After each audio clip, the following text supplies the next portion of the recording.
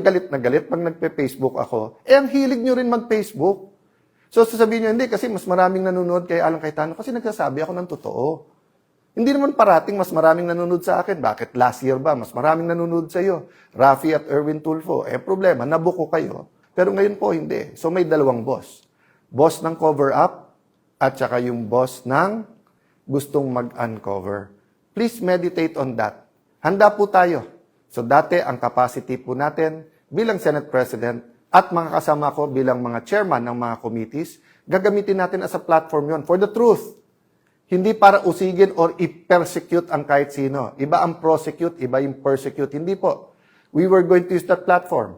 O nakita natin in less than 40 days kung paano inuga ang mga pundasyon ng Senado at inuga ang pundasyon ng ating mga institusyon at paano pinunit ang konstitusyon para lang matuloy yung cover-up. Now, we will have other platforms, other venues.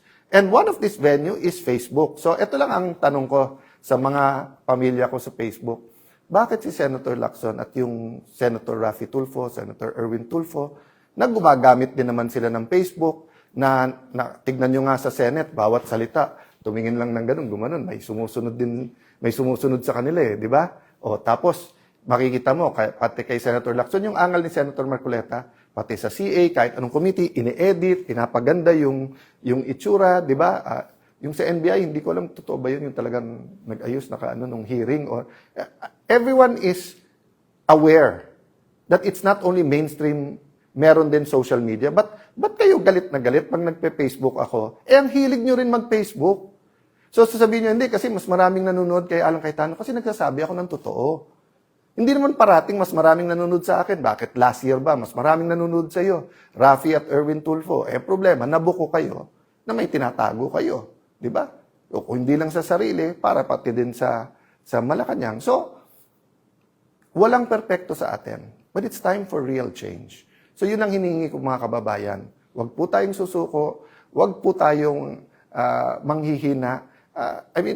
Tao din naman po ako. So, I spent a day yesterday, sabi ng asawa ko, pwede kang kumain ng sisig ngayong gabi. Kasi nga, mataas kolesterol ko eh.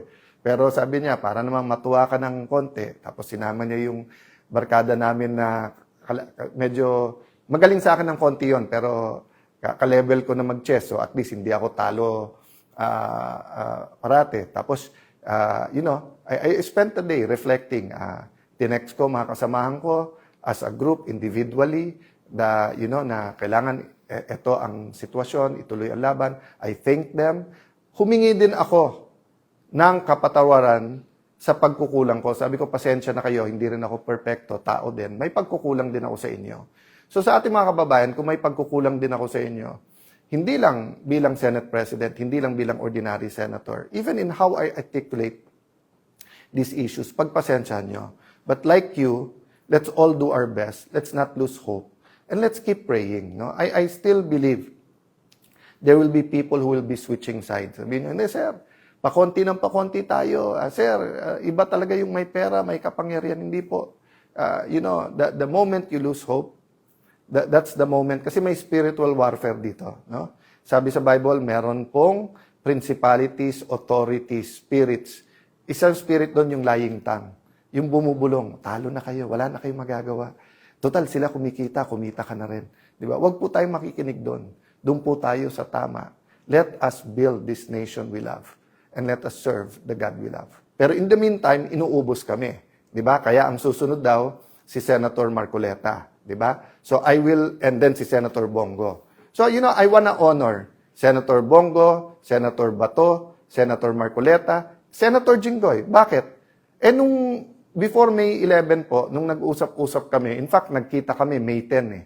At bago ko mapagharap-harap po ang 12, wala po si Senator Bato noon, nagsabi na po kaming lahat, nadadaan tayo sa pagsubok na to at may magsabi na lang pag hindi na kaya. Pero napakarami nagsabi noon, kulong na kung kulong, harapin na natin kung ano to, etc. O walang hiwalayan tayo, grupo tayo. So I'd like to honor those who are in the front line. I'd like to honor those who held out, di ba? But ang problema kasi, nagbago yung laban eh. From just having a platform sa Senate para fair yung ating impeachment, para makapag-focus tayo sa economic crisis at para lumabas ang katotohanan, nakita na namin kung gaano kalaki ang skandalo at yung corruption na to eh. Ongoing to ha. Yung sasabihin nila na wala nang nakawan ngayon, tell that to the Marines. Nagbabago lang. So, I don't want to take up much of your time today, and I don't want to answer each of the issues in a way that will effectively conflict or confuse us, di ba? So, kung sinagot ng Panginoon Jesucristo yung mga apostles isa-isa, o ikaw, anong pagkain ang inisip mo? O ikaw, saan matutulog?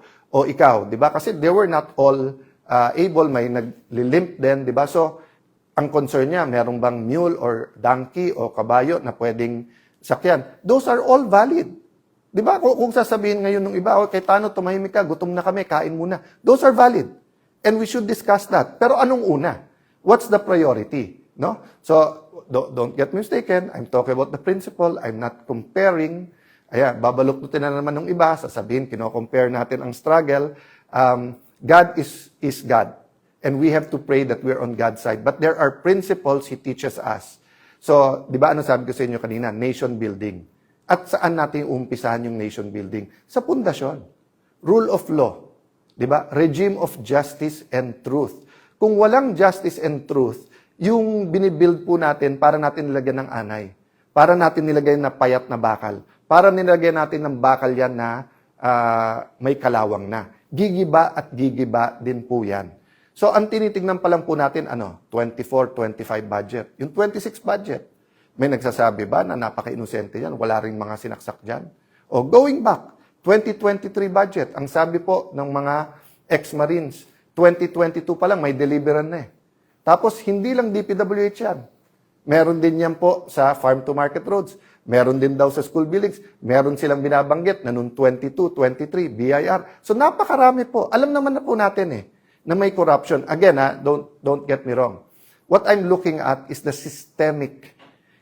systematical